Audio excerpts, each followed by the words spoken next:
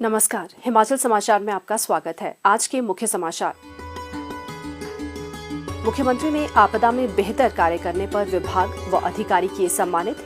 School safety mobile app का किया शुभारंभ। मुख्यमंत्री ने कहा, प्रदेश में 30 नवंबर तक बनेगा प्रत्येक व्यक्ति का स्वास्थ्य पहचान पत्र। मुख्यमंत्री ने की आईजीएमसी के वार्षिक कार्यक्रम स्टिमुलस के समापन समारोह की अध्यक्षता। युवा खेल प्रतिभाओं को प्रोत्साहित करती प्रदेश सरकार। और अब समाचार विस्तार से। अंतर्राष्ट्रीय आपदा जोखिम न्यूनीकरण दिवस के अवसर पर शुक्रवार को मुख्यमंत्री ठाकुर सुखविंदर सिंह सुक्खू ने शिमला में आयोजित एक कार्यक्रम के दौरान आपदा में बेहतरीन कार्य करने वाले विभागों और अधिकारियों को सम्मानित किया।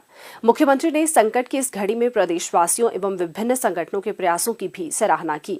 आपदा के दौरान विभागीय अधिकारियों और कर्मचारियों के बेहतर कार्यों की सराहना करते हुए मुख्यमंत्री ने कहा कि प्रभावितों की मदद में सभी ने अपना सर्वश्रेष्ठ योगदान दिया है। राज्य सरकार द्वारा राहत एवं बचाव अभियान के लिए उन्हें सभी तरह के संसाधन उपलब्ध करवाए गए। इसके अतिरिक्त स्थानीय लोगों एवं स्वयंसेवी संगठनों का भी भरपूर सहयोग मिला है। इस आपदा में हिमाचली लोगों के परस्पर सहयोग तथा संकट का एकजुट होकर सामना करने का जीवट भी सामने आया है। उन्होंने कहा कि प्रदेश में बादल फटने की बढ़ती घटनाओं का अध्ययन करने की भी आवश्यकता है, क्योंकि राज्य के पहाड़ी क्षेत्रों के साथ साथ मैदानी क्षेत्रों में भी इस तरह की घटनाएं सामने आई हैं। सब चीजों को हमने कोशिश की है, लेकिन क्लाउड बर्स्ट के मामले में हम थोड़े पीछे हैं। इस बार पहली बार ऐसा महसूस किया गया जब मैं पूरी फील्ड में घूमा, तो मुझे ये लगा कि क्लाउड बर्स्ट कोई पहाड़ में ही नहीं हो रहा है, ये निचले क्षेत्रों में भी हो रहा है।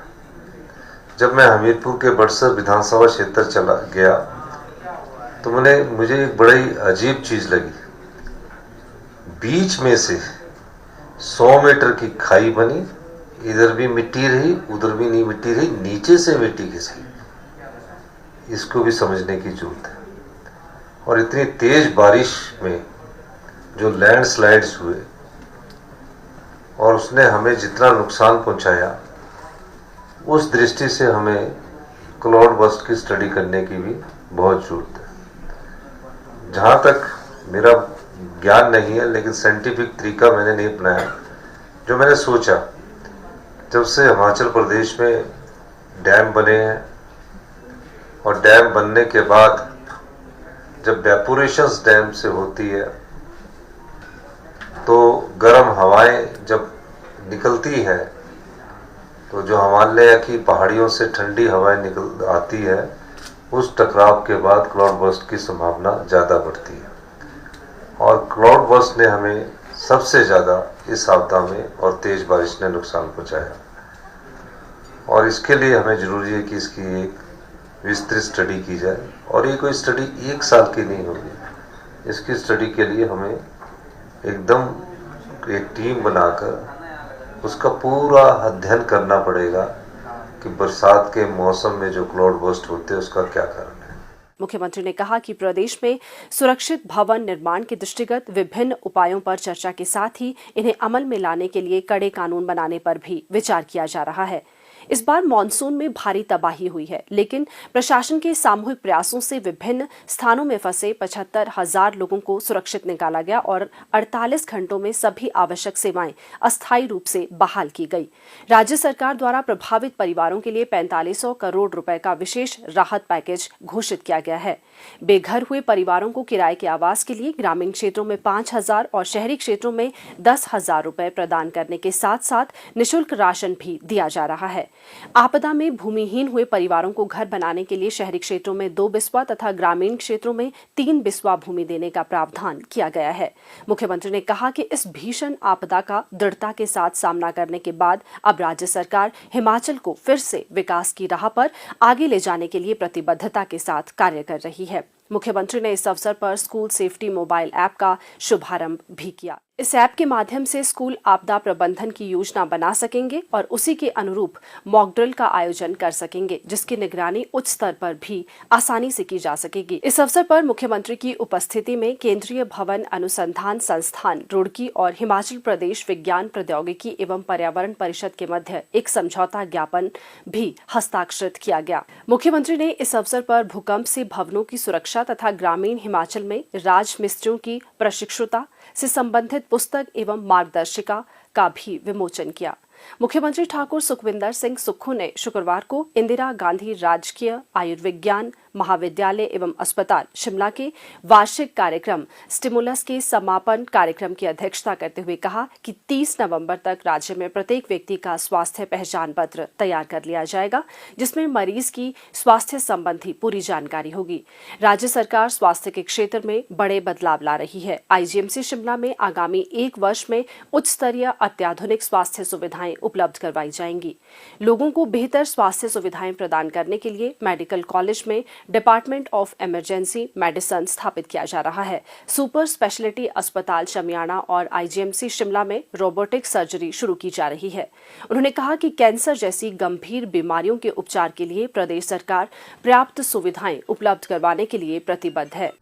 हमारी आबोहवा, हमारी संस्कृति, प्रकृति ने हमें ऐसा वातावरण दिया है जो शिक्षा के क्षेत्र में, स्वास्थ्य के क्षेत्र में हमें नंबर 1 बना सकता है। मैंने इसीलिए माननीय सेक्रेटरी महोदय से कई बैठकें की, कई नीति योग के वीके पॉल जो हिमाचल के आईजीएमसी से पढ़े उनसे चर्चा की है और मैंने ये पाया कि हमें महत्वपूर्ण बदलाव शिक्षा के क्षेत्र में, स्वास्थ्य के क्षेत्र में करने चाहिए पड़ेंगे। कैंसर के क्षेत्र में आईसीएम को हमने लिख रहे हैं, आईसीएमआर को नेशनल एवरेज 0.6 है कैंसर ग्रोथ की, और हिमाचल प्रदेश में इंडिया का नंबर 2.2 की एवरेज से हम कैंसर के क्षेत्र में बढ़ते जा रहे हैं। पहले नंबर पर नॉर्थ ईस्ट है। ये चीजें हमें नजर नहीं आती। जिस दिन हमारी बॉडी की स्ट्रेंथ कमजोर होगी, ये चीजें पकड़नी शुरू कर देंगे। कैसे हमने इनसे बचना है? आप डॉक्टर हैं, आपको इस चुनौती का सामना करना पड़ रहा है। ब्लड प्रेशर, हाइपरटेंशन 24% से हमारे लोग यहाँ बढ़ रहे हैं। ब्लड शुगर, डायबिटिक 14% से बढ़ रहे हैं।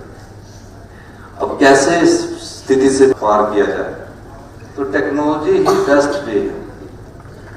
आभा के द्वारा हमने 75 लाख जो हिमाचल की पॉपुलेशन है उनका आईडी 40 लाख लोगों का हमने क्रिएट कर दिया है, और इस नवंबर तक सभी सभागार में बैठे हम सब लोगों का हेल्थ आईडी कार्ड आभा के माध्यम से आईडी उनकी बन जाएगी और आपका हेल्थ इलेक्ट्रॉनिक्स कार्ड बन जाएगा। आप जहां भी जाएंगे आपको आपकी पूरी बॉडी के बारे में कि पहले क्या बीमारी रही है, आगे क्या बीमारी है, उस स्थिति का पता लग जाएगा। 1 साल के अंदर आईजीएमसी मेडिकल कॉलेज की हाई एंड टेक्नोलॉजी से हम लेस करेंगे और उस दिशा में हम बढ़ेंगे। हमने डिपार्टमेंट ऑफ इमरजेंसी मेडिसिन